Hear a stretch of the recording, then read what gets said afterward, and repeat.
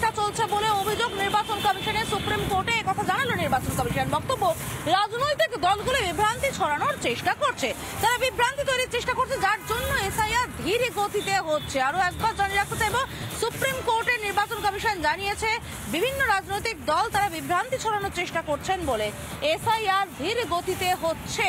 আমাদের রাজ্যের ক্ষেত্রে আমরা দেখেছি বিভিন্ন সময় মঞ্চ থেকে নানা রকম ধরনের বিভ্রান্তি ছড়ানোর চেষ্টা হয়েছে।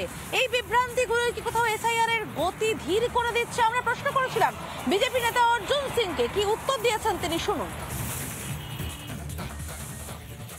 ইলেকশন কমিশন একটা সাংবিধানিক সিস্টেম, সেই জায়গাটাকে বারবার ডিস্টার্ব করা হচ্ছে তৃণমূল পক্ষ থেকে। পশ্চিমবাংলা কংগ্রেস করেছে, ওখানে বিহার ইউপিতে দেখেছেন ওই ভোট চোর করে বিহারের লোকটা ঠাসি একটা থাপ্পড় মারো, ইলেকশন কমিশন একটা থাপ্পড় মেরেছে।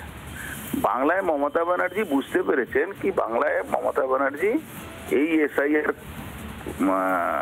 যদি হয়ে যায় তাহলে ভুয়া ভোট, মৃত ভোট বাদ হলে মমতা ব্যানার্জি যে ঠ্যাঙ্গার বাহিনী গেল যারা ভোটটা দখল করে পুলিশের সাহায্য নিয়ে, সেটা পারবে না। সেই জন্য ওই মানে শেষ চেষ্টা করে যাচ্ছে।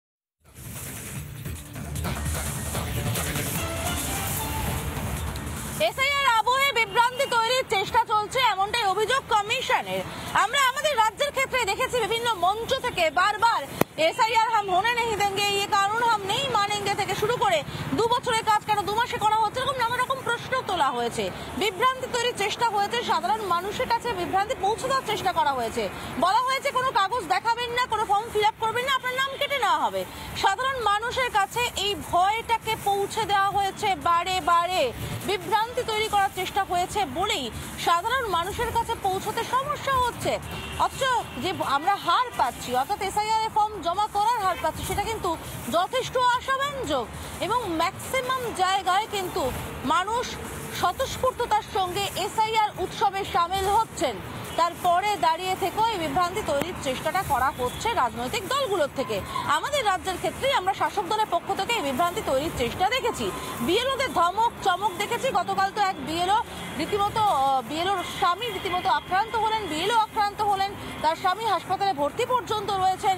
এরকম অঢেল ঘটনা আমরা দেখতে পাচ্ছি বিভিন্ন জায়গায় দাঁড়িয়ে থেকে। এই বিভ্রান্তি তৈরির চেষ্টাগুলো কেন হচ্ছে, কারণটাও খুব স্পষ্ট। কারণ আমরা দেখতে পাচ্ছি বিভিন্ন জায়গায় গিয়ে ভুয়ো ভোটার কার্ড পাওয়া যাচ্ছে। ভুয়ো ভোটার কার্ড যাদের কাছে পাওয়া যাচ্ছে, জানতে পারা যাচ্ছে, সেটাও তুলে দেওয়া হচ্ছে তৃণমূলের পক্ষ থেকে। এবং সেই কারণেই কি কোথাও এই ভুয়ো ভোটারদের রক্ষা করার জন্যই এই ধরনের বিভ্রান্তি তৈরির চেষ্টা হচ্ছে? প্রশ্ন উঠছে ভীষণ রকম ভাবে।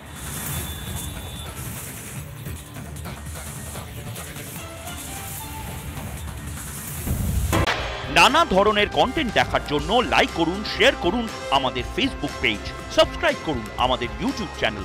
পাশাপাশি অন্যান্য ব্রেকিং নিউজের জন্য অবশ্যই চোখ রাখুন রিপাবলিক বাংলায়।